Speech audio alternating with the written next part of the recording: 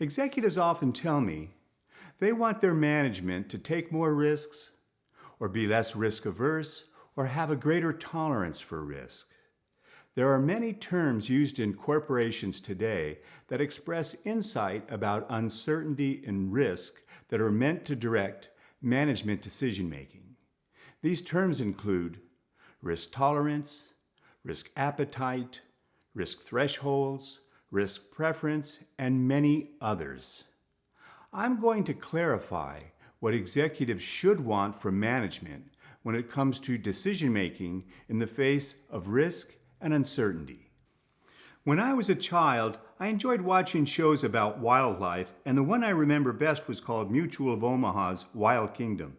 It was hosted by a zoologist named Marlin Perkins. I remember the images of a lioness hunting for her hungry cubs. I remember thinking that she would give up too easily when chasing after a herd of zebras. It seemed like she would take her foot off the gas pedal right at the critical moment, and the zebra herd would run off. But on the other hand, once she caught a zebra, I could not imagine her giving it up. She ferociously would protect her meal for the cubs once captured. Little did I know that the reasons for her behavior would be revealed to me much later in life, and that these reasons have a profound impact on all of our decision making. I would like you to consider two decisions, and please make this real for yourself. Please choose in both cases. What you choose is based solely on your personal preference. There's no right or wrong answer. For the first decision, which would you choose? A sure gain of $240, that is, I give you $240, or B, a 25% chance to gain $1,000 and a 75% chance to gain nothing. So B boils down to a 25% chance or a 1 in 4 chance to win $1,000. Which would you choose, A or B? Here's my second decision for you. For the second decision, which would you choose? C, a sure loss of $750, that is, you give me $750, or D, a 75% chance of losing $1,000 and a 25% chance of losing nothing. So in decision 1, choose A or B, and in decision 2, choose C or D. This thought experiment was proposed about 40 years ago to 150 participants by famed cognitive psychologists Amos Tversky and Daniel Kahneman. The findings were published in a paper entitled The Framing of Decisions and the Psychology of Choice. If you're like most individuals, for decision 1, you chose the risk-free option A, a sure gain of $240. In the Kahneman and Tversky experiment, 84% of the participants chose A over B. For decision 2, if you're like most individuals, you chose to gamble for the chance of losing nothing and chose option D, a 75% chance of losing $1,000 and a 25% chance of losing nothing. In the Kahneman and Tversky experiment, 87% of the participants chose D, the gamble, over the sure loss of $750, represented by option C. This is precisely the result Kahneman and Tversky expected. What is the conclusion drawn from this experiment that has been replicated so many times for humans and more recently demonstrated with experiments for other mammals? Before I answer that, let's look a little deeper into this experiment. Let's return to decision 1. For those of you who chose A, I'm going to redefine your choice for A. If I reduce the sure gain to $200, would you still choose A over B? If yes, if I reduce the sure gain to $180, would you still choose A over B? At this point, I'm just haggling with you to determine how far I need to drop the value of the sure bet to get to the point that you would be indifferent between choosing A or the uncertain bet B. This is all about your personal risk preference, and again, there is no right or wrong answer for you as an individual. Let's say if I drop the sure bet to $150 and you start feeling like A or B are equally preferred. Let's stop there. From now on, I will refer to A as the sure bet and B as the risky bet. Here is a simple decision tree representing your two choices and the associated values. The probability-weighted values are simply the values multiplied by their probability of occurrence.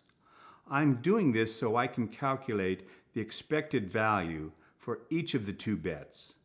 The expected value for an option is the sum of the probability-weighted values. The sure bet option A has only one outcome, and so the expected value of the sure bet is just the value of the bet, $150. For the risky bet, we simply add the two probability-weighted values to get the expected value of the risky bet, which is $250. The expected value of the sure bet option A is $150, and the expected value of the risky bet option B is $250. Given you are indifferent between choosing the sure bet versus the risky bet, the difference between the two expected values is called the risk premium. The risk premium represents the amount of the expected value you are willing to forego to avoid the uncertainty in the bet.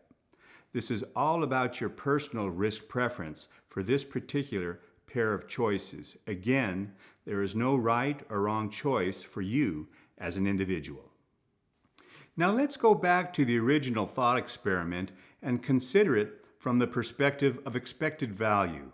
Most individuals prefer the sure gain of $240 that has an expected value of $240 over the uncertain gain which has an expected value of $250.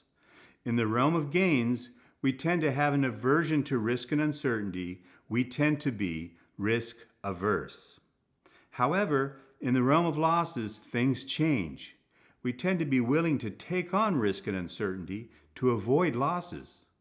I could have demonstrated this by a similar adjustment of numbers as we did for decision 1. And by doing so, we would find that for most of you, you would only accept a certain loss if I dialed the certain loss down in option C to something much less than $750, something like $600. In the realm of losses, we tend to pursue riskier options to avoid loss. That is, we tend to be risk-seeking. We can precisely define the terms risk-averse and risk-seeking with the concept of expected value. The question is, what is the relationship to expected value? For most individuals, we are risk-averse decision makers in the realm of net gains, and this implies that we perceive the value of a decision with uncertain positive outcomes as something less than its expected value. On the other hand, for most individuals, we become risk-seeking decision makers in the realm of net losses. This implies that we perceive the value of a decision with uncertain negative outcomes as something more than its expected value. The reason for this we now readily understand, and it stems from our innate aversion to loss that we share with all other mammals, just like the lioness hunting zebra for her hungry cubs. In decision-making, we all have a fast-acting emotional response that races ahead of our more analytical thinking. At the core of our brain's emotional center, that includes fear, is the amygdala, the neurological source of our aversion to loss. By scanning our brains during the act of decision-making, we can observe the battle between the amygdala and our prefrontal cortex, the source of our analytical thinking. Our faster-acting emotional center drives most of our decisions, unless our analytical thinking intervenes, and even then, it's an uphill battle. The bottom line is, our desire for gains is much less than our disdain for losses. For the vast majority of decisions being made in corporations, decision makers should be risk neutral. That is, make decisions based on expected value. This means from the perspective of the corporation, perceived value should equal expected value. The question is, why? Mathematically, the answer is because of the law of large numbers. From a corporate perspective, risk-averse and risk-seeking decision-making destroys value in the long run. The corporation has the advantage of a portfolio effect when it comes to decision making. Within a corporation, there are hundreds to thousands of decisions being made on a continuous basis. Think of our restructured sure bet compared to the risky bet. The sure bet has an expected value of $150 and the risky bet has an expected value of $250. If the corporation has 10 of these situations, the results of taking 10 risky bets has a probability distribution that looks like this. The horizontal axis represents the total value of taking 10 risky bets. The expected value of taking 10 risky bets is equal to 10 times the expected value of a single risky bet, or $2,500. The expected value of 10 sure bets is 10 times the expected value of a single sure bet, or $1,500. The risk premium is the amount of the expected value foregone to avoid the uncertainty of the risky bets, and in this case, the risk premium is $1,000. We can calculate the probability that the value of the sum of 10 risky bets is greater than the value of the sum of 10 sure bets, and that is about a 76% chance. Now watch what happens when we consider 100 risky bets. The expected value of 100 risky bets is $25,000. The expected value of 100 sure bets is $15,000. The risk premium has increased to $10,000 of value left on the table, and the probability of the value of the sum of 100 risky bets is greater than the value of the sum of 100 sure bets has increased to nearly 99%. The power of the law of large numbers is emerging. There can easily be well over 1,000 such decisions being made by individuals in the enterprise where the law of large numbers becomes so ever apparent. The expected value of 1,000 risky bets is $250,000, whereas the expected value of 1,000 sure bets is $150,000, resulting in a risk premium swelling to $100,000 with a probability of 1 that the sum of the risky bets will outperform the sum of the sure bets. Houston, we have a problem. Risk neutral or expected value decision making does not come to us naturally.